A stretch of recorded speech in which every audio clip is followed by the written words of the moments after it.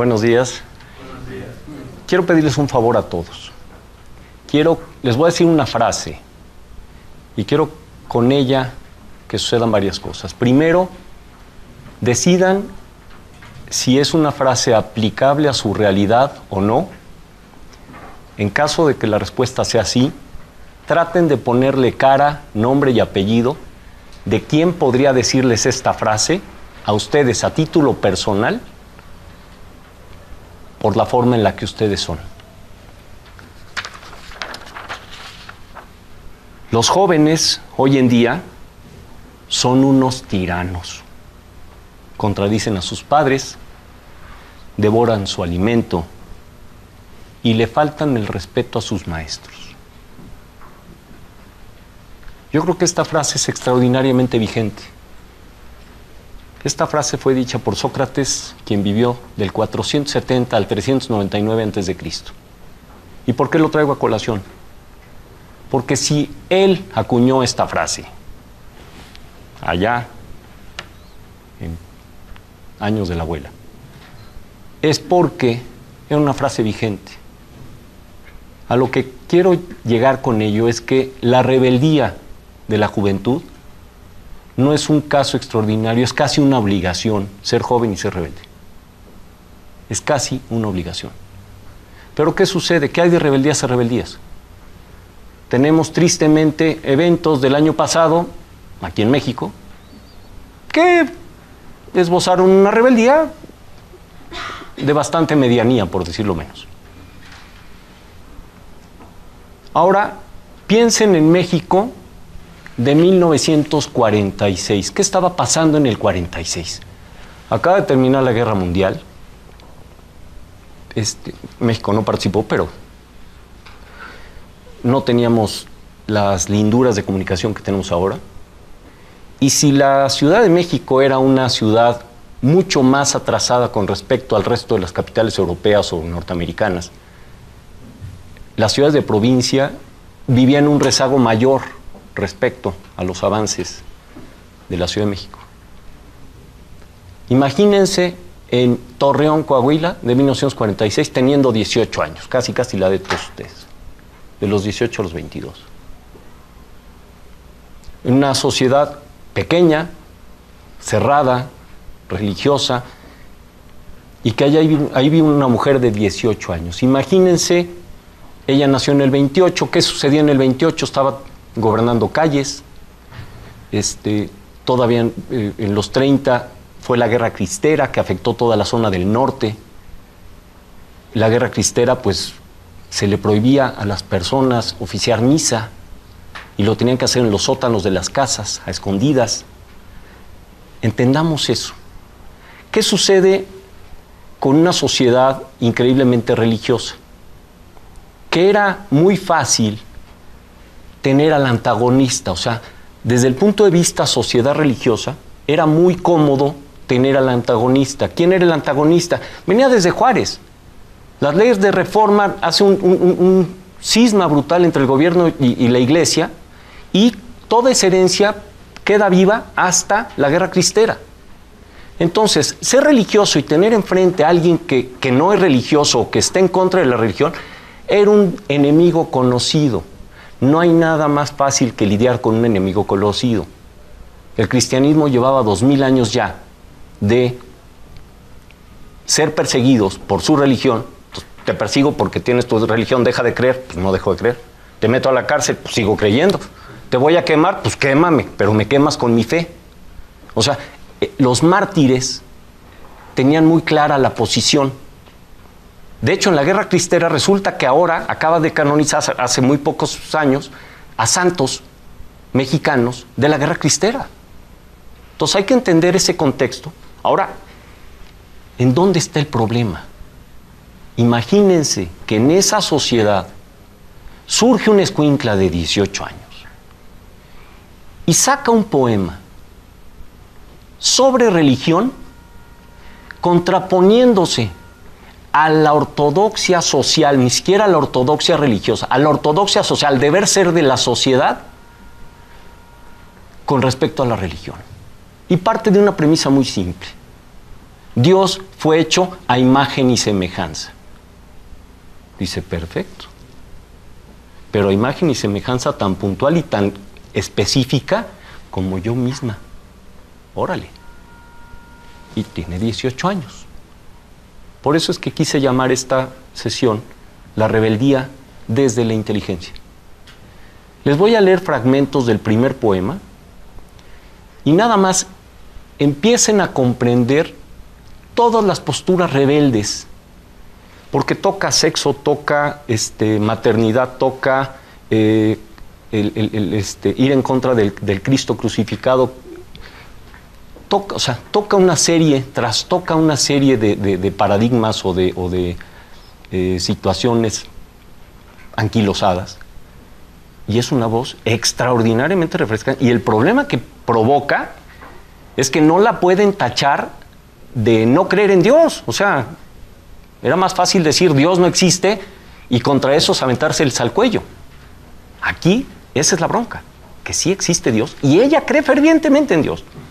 Entonces les voy a leer estos fragmentos, pongan atención principalmente en los temas, o sea, ahorita quiero que su enfoque esté en los temas de rebeldía, de una voz de su edad, porque empieza a escribir a los 18 años, lo publica a los 22, que es la edad que tienen ustedes. Imagínense alguien de ustedes escribiendo esto. El título del poema se llama Las urgencias de un Dios. No lo voy a leer completo, es un poema largo.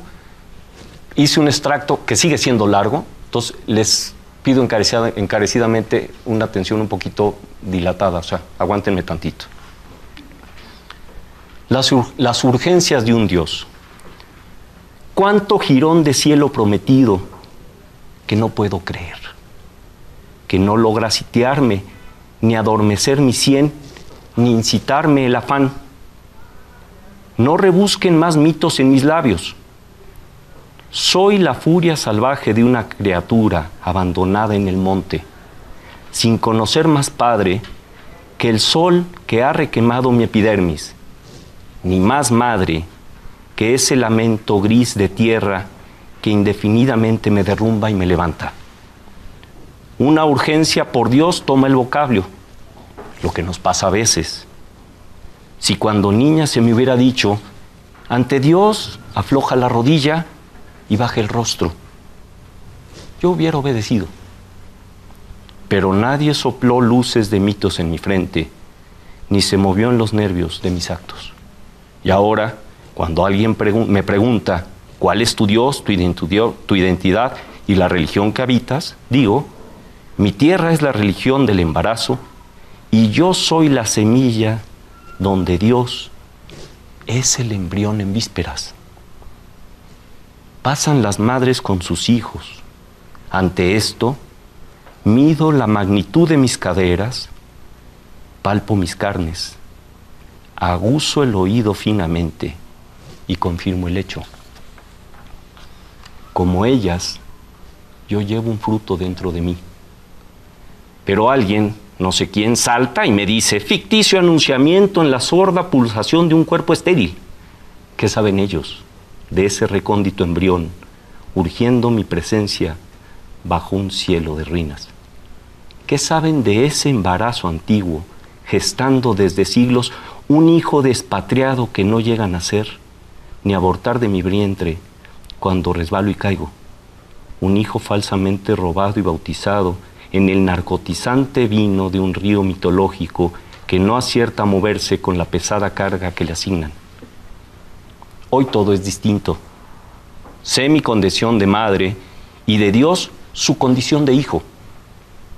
De sucesión, de rumbo al futuro, y un desgajado sol de otoños dulces dilata mi corazón y lo revienta en grito, mi hijo, con temblor de voz que supera todas las ternuras.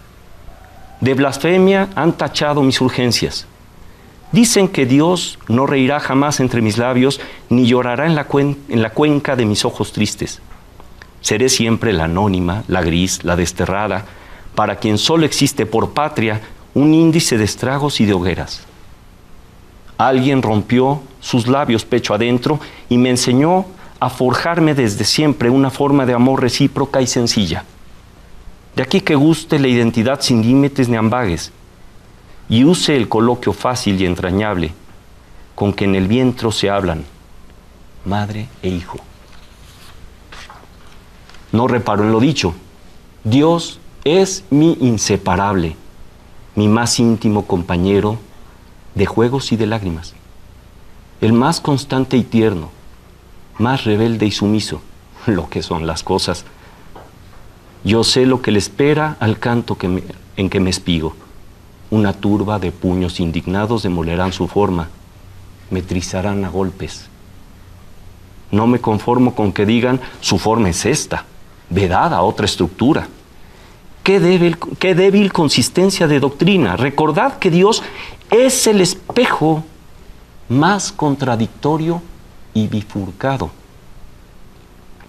acomodado a todas las pupilas. Yo lo esculpo a mi modo y le doy forma. ¿Cómo pecar en esto? ¿Peca la hembra que proclama al vástago?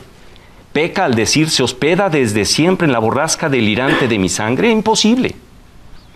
El concebir y el cantar no hay que velarlos. Hay que danzar con ellos a la luz del día y a la obsidiana luz de la alta noche. Yo no puedo evitar mi índole espontánea. Soy una cascada de torsos al desnudo. Mas yo, que en torno de mi criatura he puesto un cascabel de minero rojizo, que a cada paso grita a Dios, mi hijo, y establezco mis propios cánones y salmos. Otros le nominan padre, artífice, ni les digo el origen de mi grito, porque no creerán en la sobrevivencia. Perece el padre, sobrevive el hijo. El último es eterno. Llora el niño antes de hacerlo hombre, y después, y siempre el hijo despejando el futuro, dominando horizontes, imperecedero, triunfal, en la unidad, en lo eterno. ¿Por qué ignorar que el mundo es un cotiledón de fuego en que Dios va formando su presencia? Son las cosas que no pueden cubrirse. Miradme aquí cómo, al tratar su nombre, danzo en una resurrección de brasas removidas y siento sus latidos sonándome en el pecho. ¿Cómo negar al hijo que florece? No he aprendido a ocultarle ni a decir que me pesa, aunque me acusen de agotarme su largo nacimiento. Porque no me gustaría que el que pasara viera mi cabeza quebrada sobre el pecho. No quiero para él un enfermizo rostro de un Dios encajonado en estancias oscuras y severas. Quiero que muerda el corazón del mundo, que sepa del sol, de los astros, del viento, de lo grande y de lo mínimo. Quiero en Dios al lujo que creciendo en plenitud reviente al cerco falso y destruya las fronteras y la celda ficticia y demudada del concepto y la carne. Lo quiero levantando su imperio al aire libre, desnudo, limpio, imperturbable y sano, respirando hondo y fuerte del aliento rotundo de la tierra. Ahí les encargo. O sea, ¿de qué está hablando? Del Dios vivo, del Dios poderoso, del Dios joven,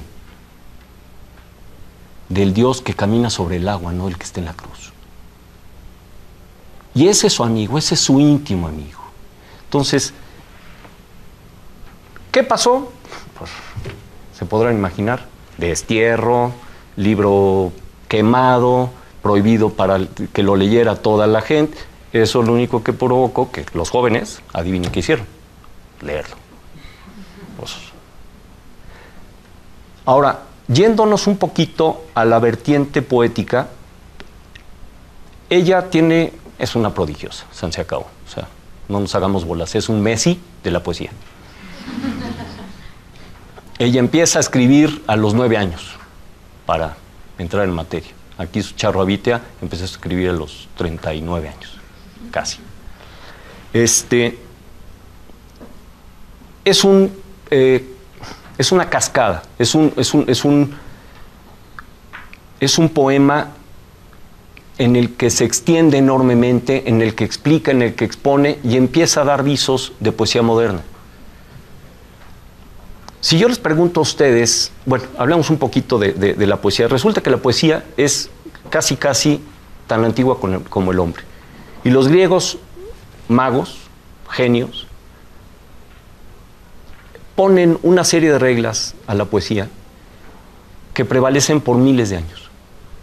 Y es tan importante su movimiento de poesía que es perfecto. ¿Por qué? Porque se basa en la musicalidad del idioma y forman reglas que son perfectamente transmitibles a través del tiempo, adaptables a cualquier idioma y prevalecen. Entonces, no me voy a meter en detalles, pero arman la rima, la cuenta de sílabas tónicas para que haya cierta coincidencia en musicalidad, etc. Y forman figuras perfectas, sonetos perfectos. Después de tantos años, miles de años de escribirse la poesía, el horizonte de los poetas de la generación de la maestra era muy triste, porque la realidad es que todas las buenas rimas habidas en el idioma español ya se habían utilizado. O sea, resulta que el idioma es finito, es muy limitado. Entonces, qué triste para un artista que lo que más esperes es llegar a repetir algo ya hecho. Entonces surge un movimiento de poesía libre. A ver si están ustedes de acuerdo con esta definición de poesía libre. Poesía libre es un escrito sentido y profundo desde dentro de mi ser, en el que expreso mis emociones, lo escribo ejerciendo mi libertad, procurando que me quede bonito, y ya que lo termino, yo libremente denomino que es un poema, luego entonces es un poema. ¿Están de acuerdo con esa definición más o menos? No veo cara sí o no. Bueno, nada más lejano a la realidad. Yo creo que fue un error semántico que lo hayan llamado verso libre. En el momento era muy difícil darse cuenta. Yo le daría una denominación que se ajusta más a la realidad, que es verso liberado. ¿Por qué? Porque el verso libre, o sea, las reglas del verso libre, es romper conscientemente todas las reglas del verso ortodoxo, de la regla ortodoxa de la poesía. Entonces, ahí cambian las cosas. No puedes escribir libremente monerías y decir que es poesía, sino que tienes que ser un profundo conocedor de la estructura poética clásica y evitarla sutilmente todas las reglas posibles. Entonces, se complica la historia, porque hay una cantidad de antirreglas de lo que no se debe hacer, basado en lo que sí se debe hacer en la poesía ortodoxa, para llegar a un poema libre, de formato libre, correcto. Entonces así cambia la historia, se complica. Y el otro aspecto fundamental es basarse en imágenes. ¿Qué es una imagen? Una imagen es una construcción gramatical que te procure una visualización mental, factible en la cabeza, aunque no necesariamente posible en la naturaleza, pero que sea coherente. No puedes decir el hervidero del témpano. Pues no cuadra. Una imagen clásica que la maestra nos decía en el taller es: los árboles juegan a la pelota con el viento. Imaginen cuando entra una ráfaga de viento y hay una serie de árboles y se mueve el primer árbol y luego se mueve el de adelante y luego el de adelante.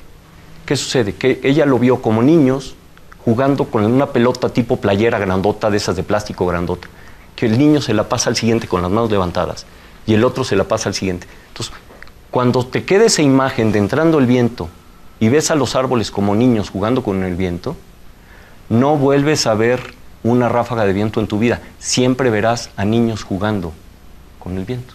Eso es la potencia de una imagen. Para darles en el siguiente poema que les voy a leer, es muy simple. Lo que quiero nada más aquí es que pongan atención en la estructura gramatical de soneto. Perfecto.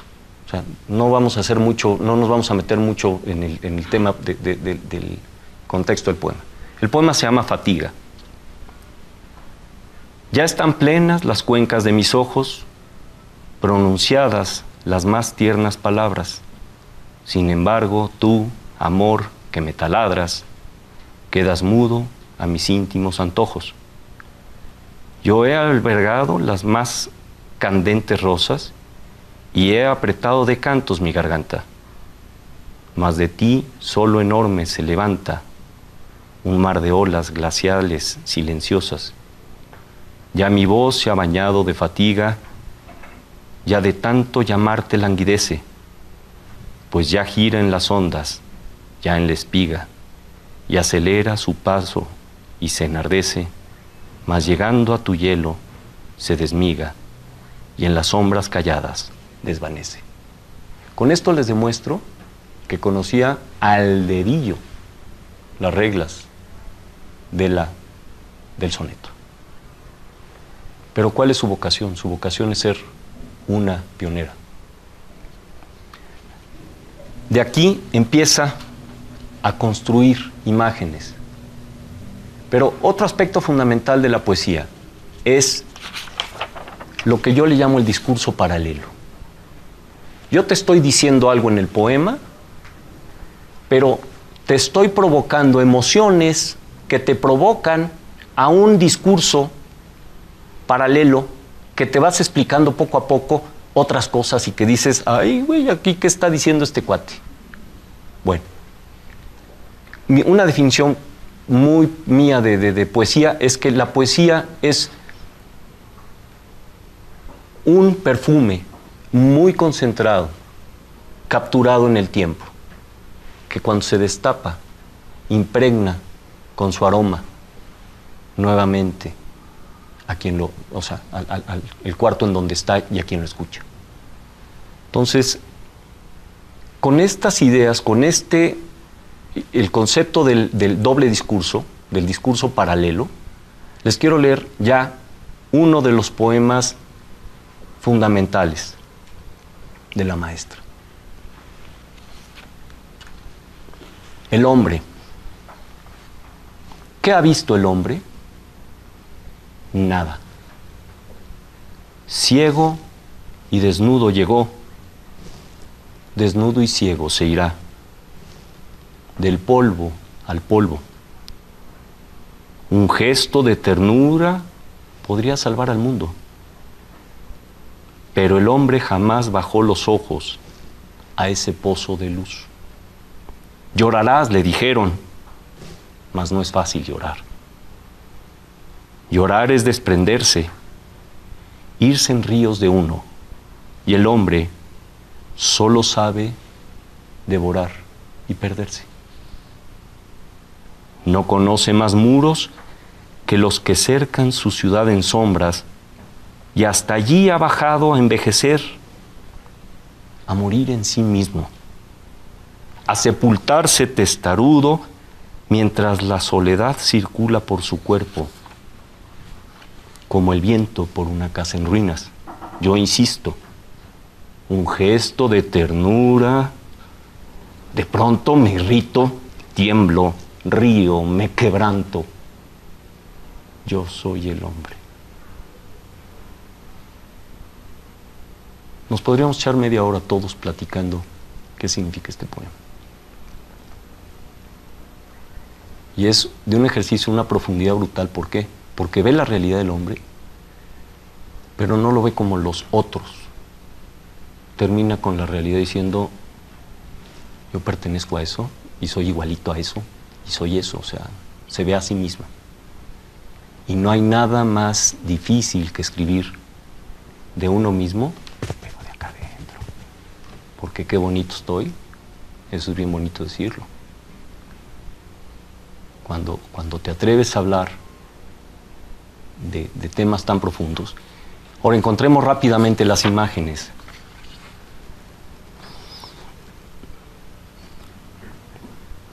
Un gesto de ternura podría salvar al hombre, pero el hombre jamás bajó los ojos a ese pozo de luz. Creo que todos tienen la imagen en la cabeza perfectamente construida. Y todos entendemos a qué se refiere.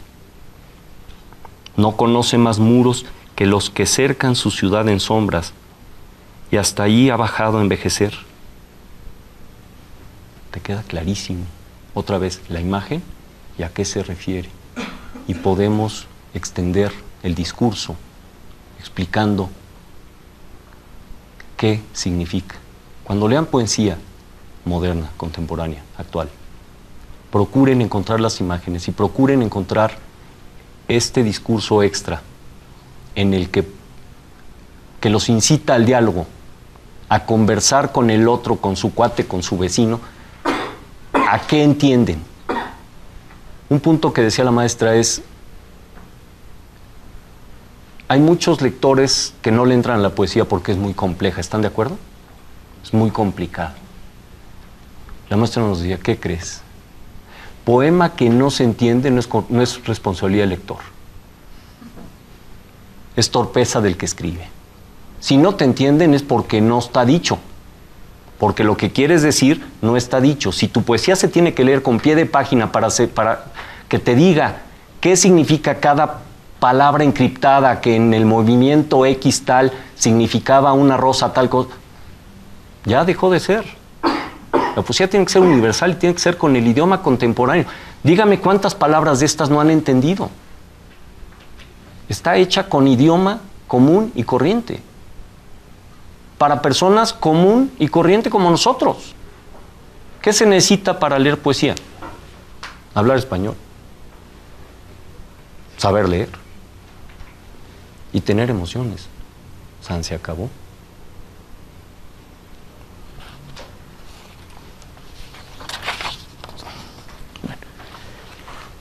Hijo, este poema es una joya. Es de veras una joya. Es un poema de una intimidad, de una desnudamiento del alma, que van a poder entender. Lo que pasa es que toda la obra de la maestra es un desnudamiento del alma brutal. Este poema inició como una carta a su cuate Jesús, pero resultó que era un poema. Entonces, por favor, escúchenlo otra vez, pongan atención en las imágenes, otra vez, pongan atención que ya no hay rima, ya no hay métrica, ya no hay y sin embargo hay mucha música. O sea, la construcción la caída de las sílabas tónicas conforman una musicalidad brutal, junto con el tema. Y el otro punto, no hay desperdicio. Una parte esencial de la poesía es que no haya desperdicio del lenguaje. O sea, no es verborrea, no es tirar un choro largo. No, es ser lo más concreto posible y que cada frase, cada palabra signifique. Entonces, pongan atención, este poema es un poquito más largo, pero este sí vale la pena que se lo fumen completito. Carta a Jesús Arellano. Desde hace años, Jesús, el corazón me revoca lotco entre las sienes y ando por los rincones escondiendo al sollozo. Estreno una sonrisa cada mañana y pido limosna en todas las esquinas, pero ¿quién va a prestarme su vida, su amor o su Dios? Tengo que comprármelos yo misma y no me alcanza. Y todo esto que escondo y espero y que no llega es la razón que me desangra dentro. A veces ocurre que de tan hambrientos inventamos el sueño, la esperanza, y mortalmente heridos agonizamos por todos los hijos que se nos quedaron dentro y por las palabras desquebrajadas, presas entre los molares, apretadas del miedo, las que luchan por sobrevivir y a veces se nos caen de la boca como un aborto ciego y doloroso. Algo se rompe acá dentro y pienso, me estoy vaciando viva. Todos los adioses se agolpan y me miran a la mitad de la noche. Tomo mi cobija de silencio, entonces, y camino arrastrándola por los pasillos de la locura. Y no me muero, Jesús. Y me siento a la orilla pidiendo se me ayude a balancear mi vida antes de irme. Y tiemblo, y nadie escucha. Huyen con espanto. Mientras yo juego a la pelota con la muerte, lanzándola como pequeña brasa de una mano a otra. Y no me muero, Jesús. Y no se muere una. Hace solo el ridículo con su pequeña muerte, que es solo una niña azorada, llorando por todos los que de veras mueren sin derecho. Wow. ¿Qué está diciendo? Que está contando sus lamentos frente a Jesús, frente a su cuate Jesús Arellano. Y al final cae otra vez en la cuenta que hay otros mucho más fregados que ella. Y dice, ya anda uno haciendo el ridículo con su pequeña muerte, llorando por todos los que de veras mueren sin derecho. O sea, dice, hay otros que sí se las pasan del nabo, y ahí andamos chille, chille. Y sin embargo, todo el texto tiene razón. La conclusión es brutal, es inesperada. Porque otra vez ve al otro. No solamente se queda relamiendo sus heridas y chillando pobre de mí, sino lo pone en un contexto real. Y otra vez, entramos a imágenes, hasta se me movieron las manos lanzando la brasa de una mano a otra, o sea, y tiemblo y nadie escucha y oye, mientras yo juego a la pelota con la muerte, lanzándola como pequeña brasa de una mano a otra. Y se van, pongan atención aquí cómo se extiende la imagen, o sea, la imagen se alarga y se alarga y se alarga y sigue. A veces ocurre que de tan hambrientos inventamos el sueño, la esperanza, y mortalmente heridos, agonizamos por todos los hijos que se nos quedaron dentro, y por las palabras desquebrajadas, presas entre los molares, apretados del miedo. Las que luchan por sobrevivir y a veces se nos caen de la boca como un aborto ciego y doloroso. Es una imagen continuada y va evolucionando y cambia y se caen las palabras de la boca como un aborto. Entonces, es brutal el dinamismo emocional y literario que te va llevando a la construcción y con una coherencia brutal y te sigue diciendo lo que está queriendo expresarte. Entonces, literalmente es una cosa, pero el discurso paralelo es completamente otra cosa y profundísimo y valiosísimo y enriquecedor a más no poder. Híjole, este poema es un poema largo, pero es de una belleza brutal. Imagínense ser mamá, que de repente tu hija está en esa etapa en que deja de ser niña, comienza a ser mujer. El papá vive en Francia y no ha pelado nunca ni a la mujer ni a la hija, y de repente reaparece el papá, alborota a la hija, y la hija quiere ir a conocerlo a Francia, un escuincle de 13 años, entonces 13, 14, o sea, está... Entonces revuelve todo la estructura familiar madre-hija y trastoca por completo la vida de la mamá. Eso es lo que sucede en este poema. Se llama La luz se fue cayendo a pedazos. Uno está a la orilla del mar, salándose los ojos. No hay otro modo de estar. Uno es el perro ciego ladrándole a la luna entre el garrote y la mofa. No hay otro modo de ser. Uno grita hasta reventarse el cuerpo y no hay sostén posible, ni cielo para creer, ni luz para beber. Solo este oscuro destino de isla sorda, donde la sal relame los bordes de su orilla. No sé qué orden de vientos ancestrales te arroja en tu hora de primavera plena a la embestida cáustica del mundo. No hay palabra que alcance a decir mi dolor de cuerpo incinerado, retina de mis ojos, proporción de mis días.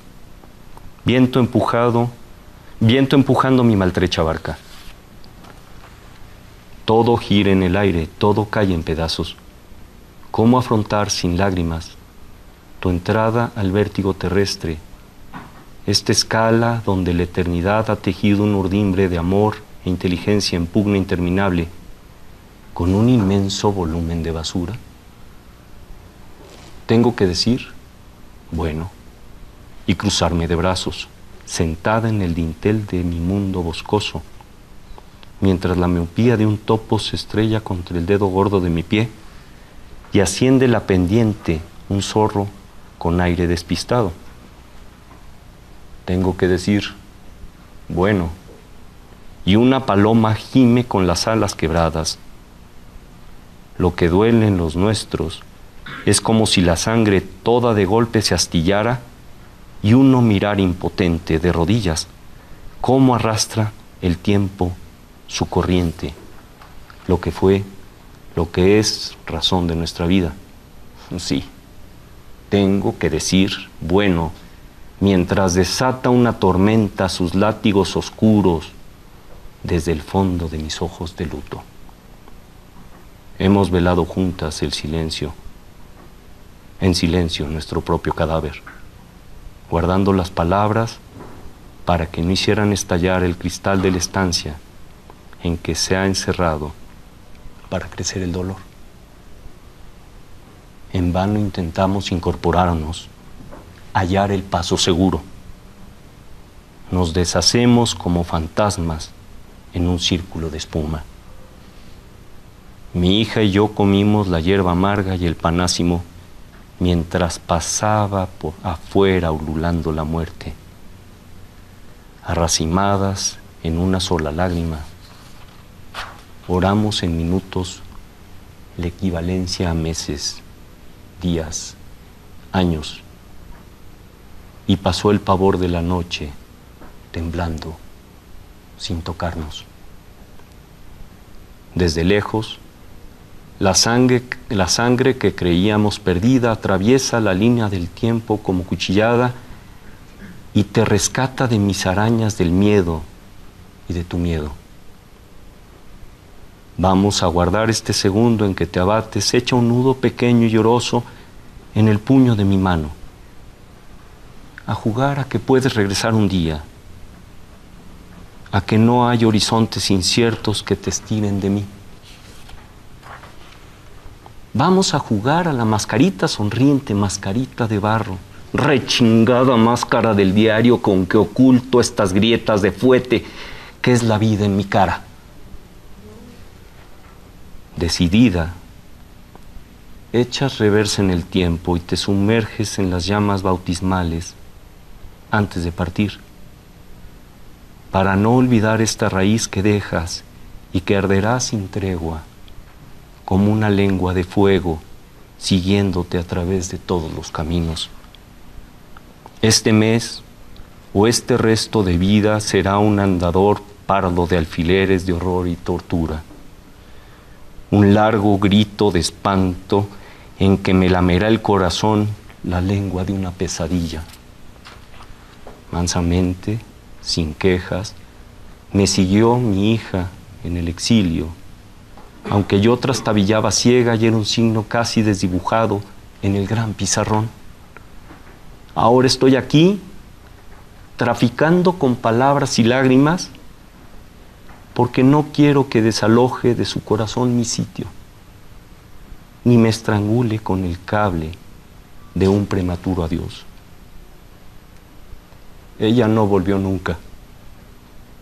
Me senté en la puerta de mi locura a esperarla, desde los siglos del vientre sin dormir. Ella no volvió nunca. Un hachazo me parte a lo largo de la cabeza a los pies. Evadida de todo lo existente, pacientemente tejí de su corazón al mío un puente donde la luz hallaba entendimiento. Hoy se me espesa la niebla en las pupilas, envejezco limpiando en la memoria los minutos. Ella no volvió nunca. Su dulzura de pájaro trémulo echó raíz de amor en la grieta azul de Poitiers, en una casa de campo. entre rosedales, en el valle del Loa. Allá la larva se tornó mariposa. Dicen que vino y me tocó en el hombro con la magia de una alegría madura. Pero la niña que partió, con su vestido infantil de cristal asustado, no volvió nunca. Y yo me quedé en la puerta de mi locura, en silencio, a esperarla desde los siglos de mi vientre.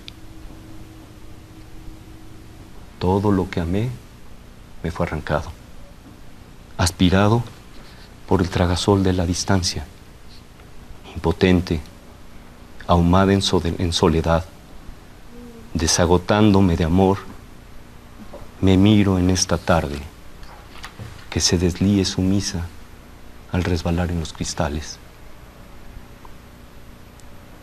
Consumida por un intenso fuego, hipocondríaca, me está comiendo el dolor tejido tras tejido. Desmembrada, la mitad de mi cuerpo desasida navega hermética, lejana, alcanza cada vez más distantes riberas. Una anemia galopante hostiga mi alma. Una invasión de amor se derrama en la sangre. Azota mi entereza. Me sacan de los pies al mundo. Solo volveré a ser, mas no volveré a estar nunca sobre la tierra junta.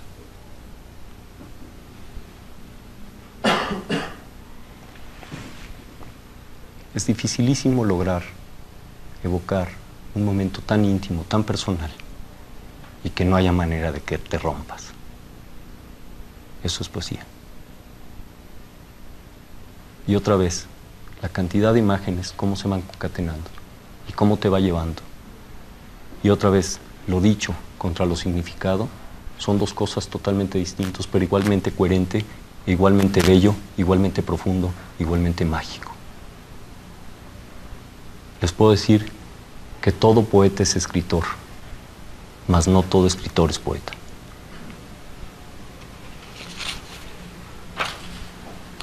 Me falta un canto nada más. No tocaré otras puertas, no clamaré a las gentes de otra orilla, no pediré limosna en el umbral de mi miseria. Voy a morirme aquí, como las bestias, en su madriguera, en la oscuridad de su guarida.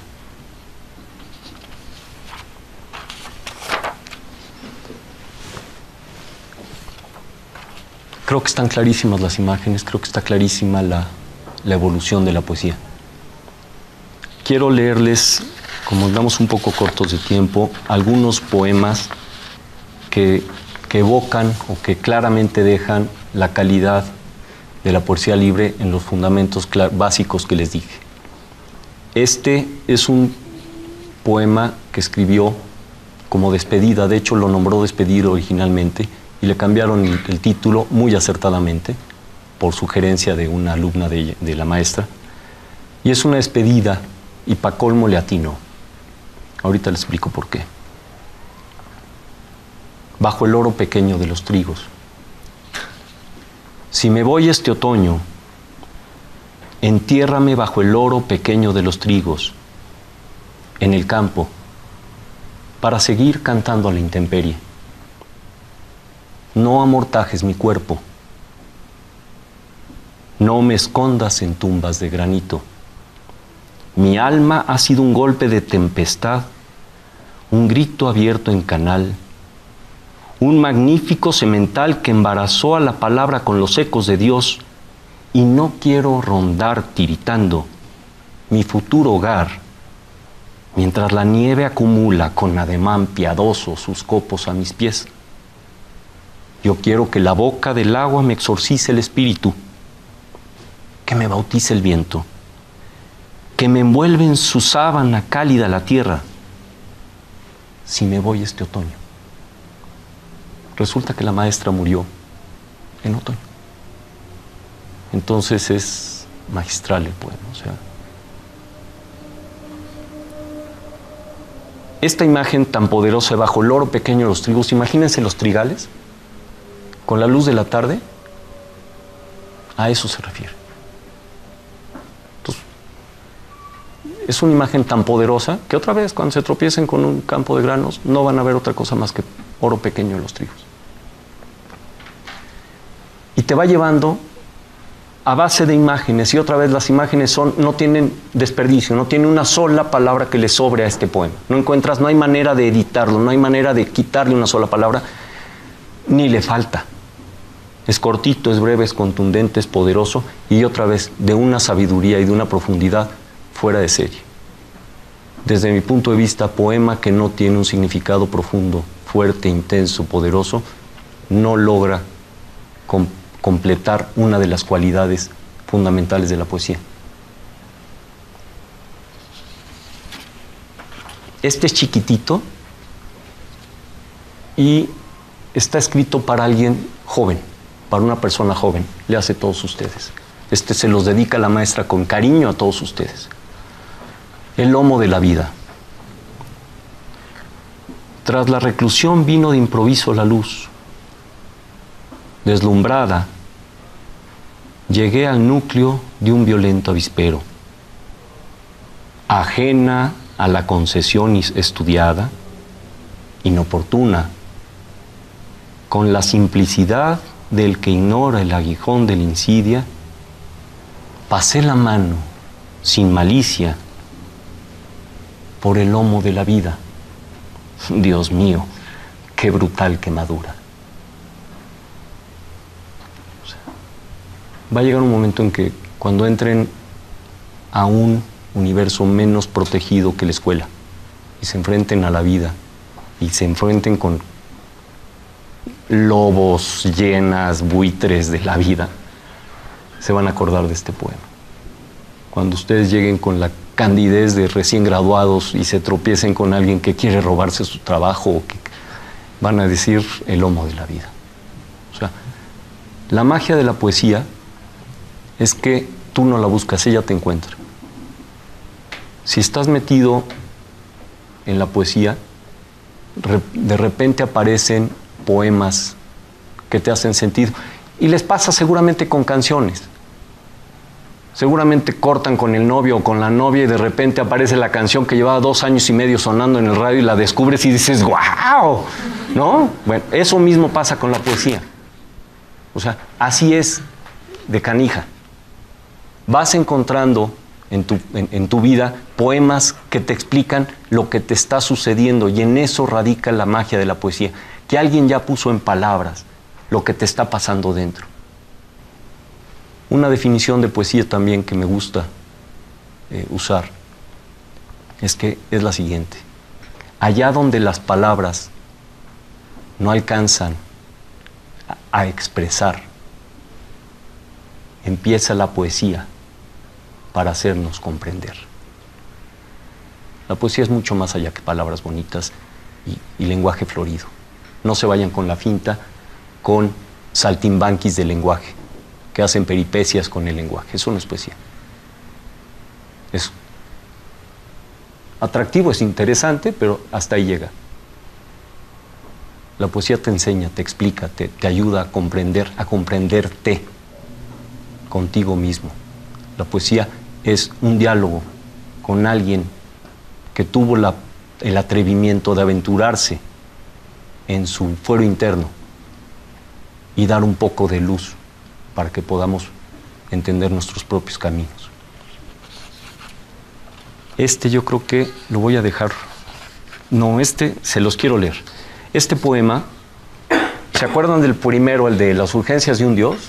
Bueno, aquí hay otra vez una evocación divina, una evocación a Dios, en la que es increíblemente coincidente con la postura de las urgencias de un Dios, de ese Dios que les dije igual a uno. Aquí habla con una intimidad que la quiero recalcar desde ahorita para que cuando la oigan la aprecien en esa magnitud. Entre la soledad ruidosa de la gente, busco un hombre y no sé si sea para amarlo o para castrarlo con mi angustia. Tengo hambre de ser y me siento frente a la ventana a masticar estrellas para que mi dolor de estómago sea cierto. La verdad es que duelen los nervios, todo el cuerpo esta noche, hasta los tuétanos. En la casa contigua grita una mujer las glorias de la Biblia y no conoce a Dios. Su voz huele a vinagre, a aceite de ricino, y Dios no huele a eso. Entre 1000 olores reconocería el suyo. Algo que no digiero me ha hecho daño esta tarde. He visto a otros más humildes que yo. No quiero reconocerme en ellos. De tanto huir, se me han caído las palabras hasta el fondo del miedo y no salen. Rebotan dentro como canicas, suenan sordas. Sin querer, me doy cuenta que me he quedado en la ruina. Me falta lo mejor antes de irme, el amor. Y es tarde para alcanzarlo. Y me resulta falso decir, Señor, apóyame sobre tu corazón, que tengo ganas de morir madura. Nadie madura sin el fruto. El fruto es lo vivido y no lo tengo. Lo busco ya tarde, entre la soledad ruidosa de la gente, o en el amor que intento y doy y espero y que no llega. Otra vez, es un ejercicio de introspección sobre su vida de una persona madura que no ha encontrado lo esencial de la vida, que es que el amor.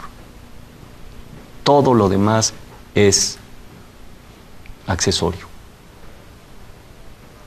Todo, pero el amor consciente, el amor profundo, y se da cuenta pues que ya se le fue el tren y que no ha llegado y no lo tiene. Entonces, otra vez, no pierdan su tiempo, hagan su vida, sean profesionales, pero encárguense de cumplir con este. La imagen que les decía es cuando dice, en la casa contigua grita una mujer las glorias de la Biblia y no conoce a Dios. Su voz huele a vinagre, aceite de ricino, y Dios no huele a eso. Y es cierto. Entre 1000 olores reconocería el suyo, pero es una imagen poderosísima de un Dios íntimo, personal, que va con ella toda la vida.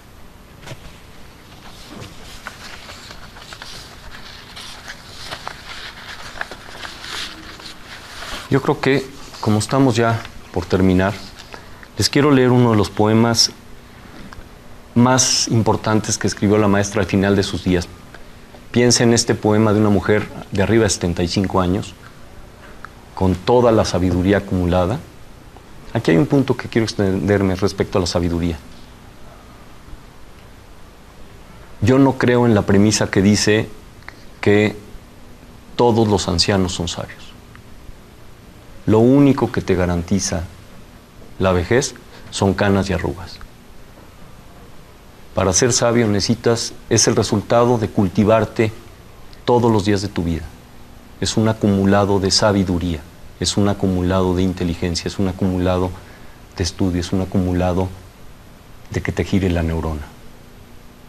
Hagan como convicción personal,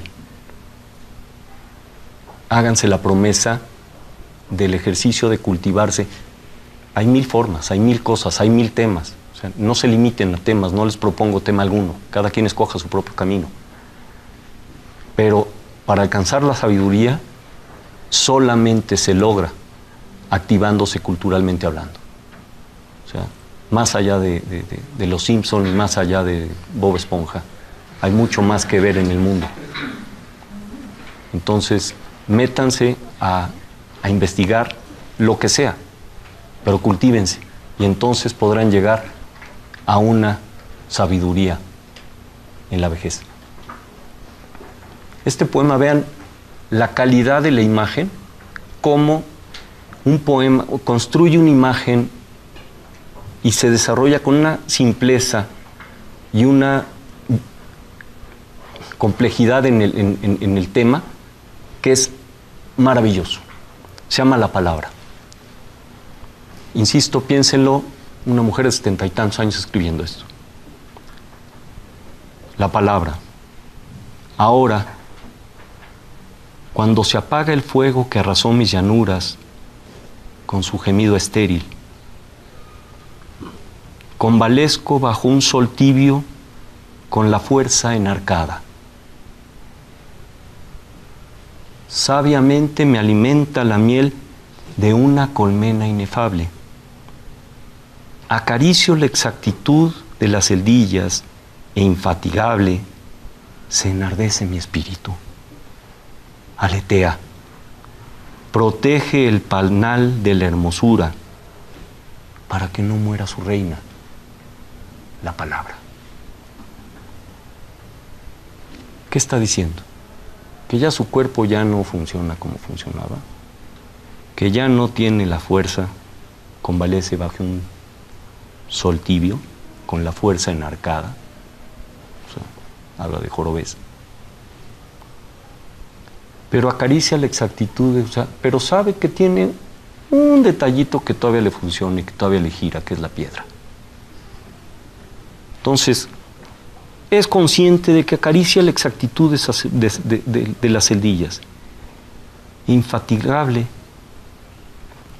se enardece su espíritu, o sea, eso la mantiene viva, aletea, protege el panal de la hermosura para que no muera su reina. Está hablando de la inteligencia. O sea, sabe que tiene todavía la potencia de su inteligencia y el instrumento que esa inteligencia le dio, que es la palabra, la poesía. Entonces, otra vez, una calidad fuera de serie.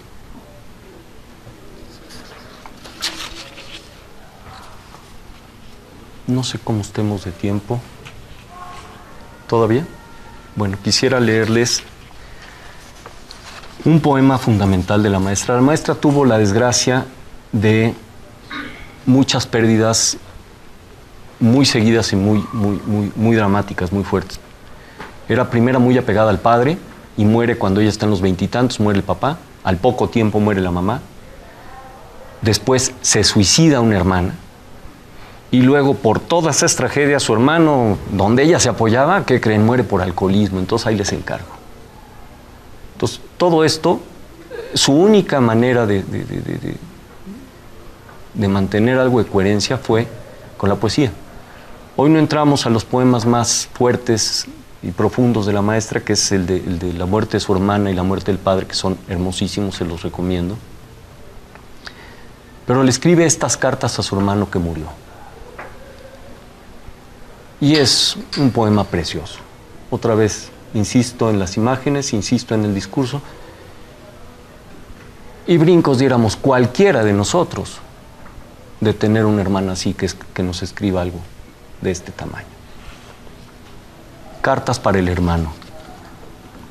También se muere de pie, hermano, a retazos, rechazando la vida, bebiendo en el insomnio de un solo trago el mar.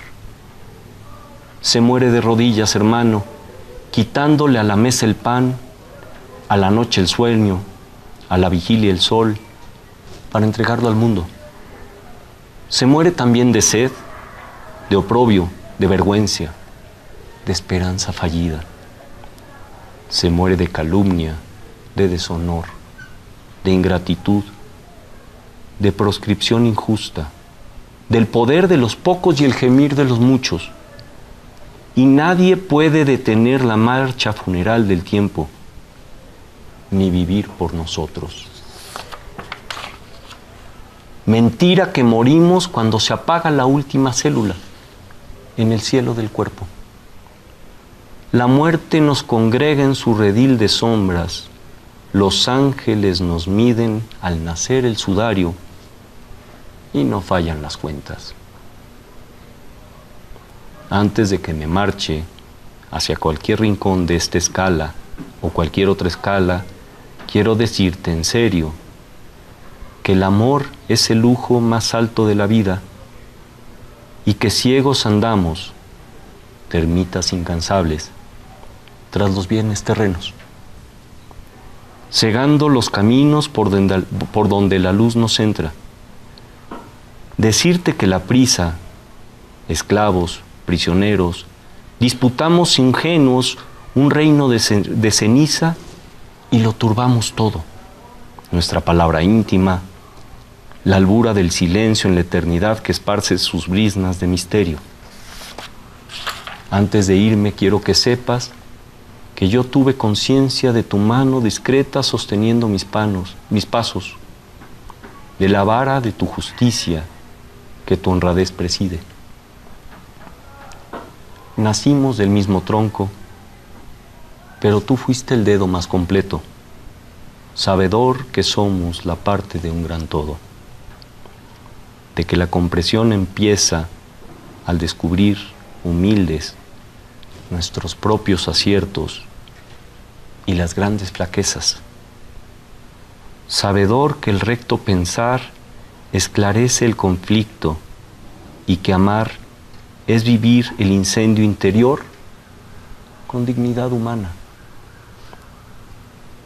Que todo esto que está en nosotros mismos es el cristal de luz que arde dentro, es la conciencia alerta, donde no existe el yo, ni el tú, ni el individuo, ni lo mío, porque somos los hilos de una misma existencia.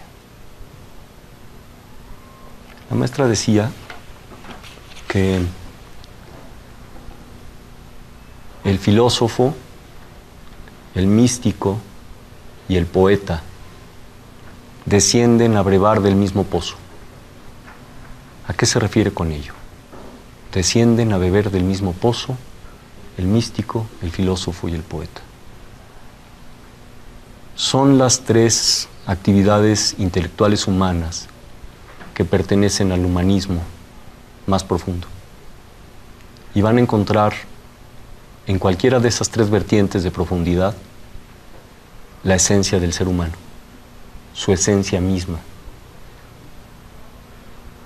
Yo no estoy en contra de los psicólogos ni en contra de las teorías esotéricas de búsqueda.